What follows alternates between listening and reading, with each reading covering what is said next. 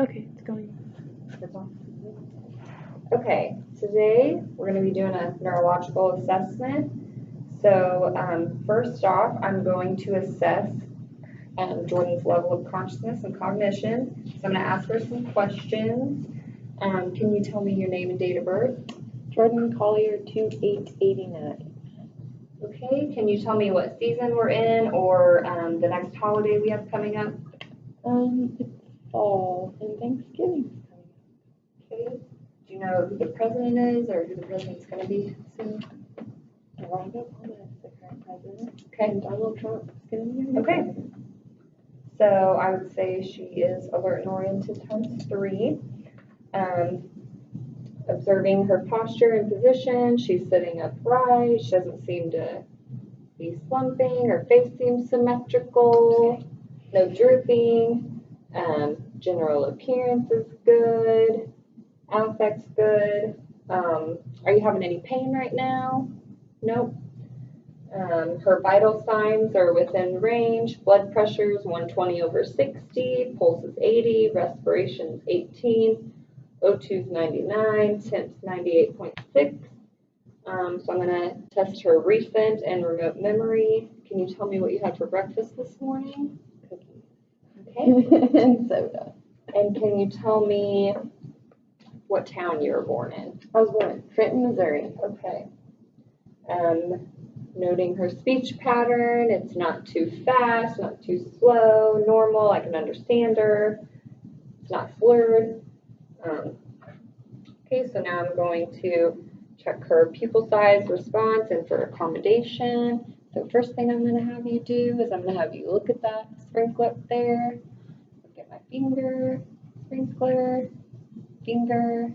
See your pupils change, looking from something long distance, something closer. Going to take a closer look at your pupils now. Seeing her pupils dilate, constrict. Strict with the light, and then go back. They're both equal. Okay. Now I'm going to have her stand up, and I'm going to do the Romberg testing on her to test motor function. So I'm going to have her stand with her eyes closed. I'm going to have her put her arms out with her palms up. Have her stand there with her eyes closed, just noting that she's not swaying. She can stand there just fine. Okay, so we've done Romberg testing. So now I'm going to have you do like the arm drift to test for muscle tone and strength. So I'm going to try to push down on your arms, so don't let me push them down. And then I'm going to try to push up, so don't let me push them up. Okay, so I can feel resistance. I'm going to have her try to stand on one foot and put your heel to your shin. Okay, she's not swaying, other leg.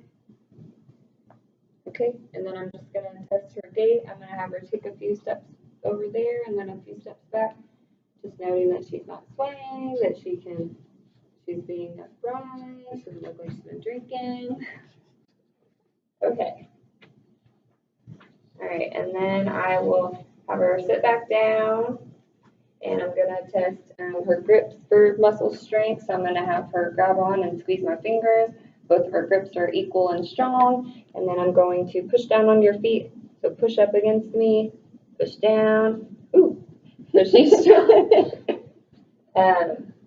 Both equal and strong. Okay, so now I'm going to test sensation. So I'm going to put something on each of her extremities and have her tell me if she can feel that, if it feels sharp, if it feels soft. Exposure 2 inches of it, I guess so. Okay. That one felt sharp. Soft. Got that. Soft. Sharp. Okay, so she can feel all of her extremities. She can tell me if something feels sharp or soft. Okay, so then I'm also going to take my cotton swab and I'm going to assess for the Babinski reflex. It would be abnormal if she has that. Yeah. Okay, so I'm going to. I'm going to put my foot there. I'm going to feel her foot, and she's not acting like she needs to fan her toes out, which is a good sign. We don't want that.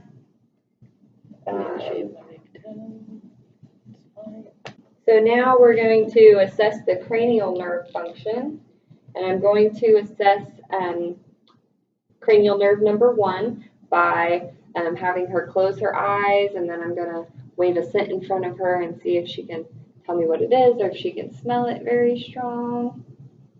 Yep. You can smell it. Okay. Sounds like very smart. Okay, I'm going to assess cranial nerve 2. I'm going to have her cover one eye and look at my finger, follow it with her eyes, just see that she can focus. Okay, then I'm going to have her cover the other eye, make sure that she can follow my finger. Okay, no problems there. I tested cranial nerve 3 by checking her pupillary responses, shined a bright light. Both of her pupils were constricting. Accommodation was looking up at the sprinkler and back at me. I'm going to assess cranial nerve 4 by having her look down and in at something and see that her eyes are accommodating to such, and then look back up at me, look down and in. Okay. Okay, I'm going to assess cranial nerve 5 by asking her to hold her mouth open, and then I'm going to try to close it, and then I'm going to have you move your jaw laterally against my hand. So she's got resistance. I'm going to try not to break her teeth. Okay, she can move that.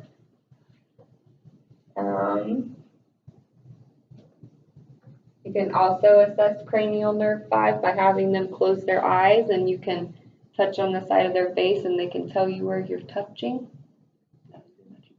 Okay, so she can feel that. Cranial nerve 6, I'm going to have her move her eyes from side to side and see if they're both moving equally. And okay, cranial nerve 7. I'm going to have her smile, raise her eyebrows.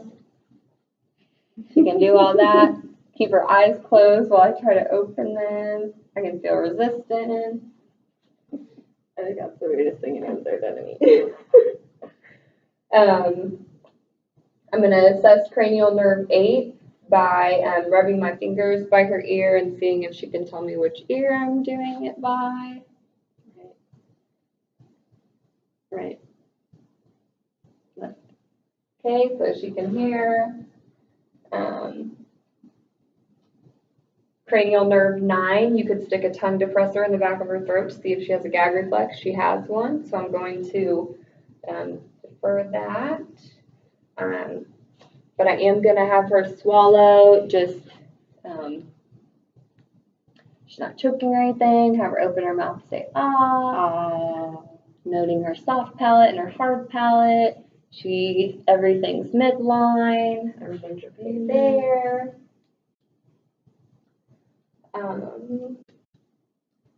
Cranial nerve 10, assessing vocal quality. It also assesses gagging and swallowing.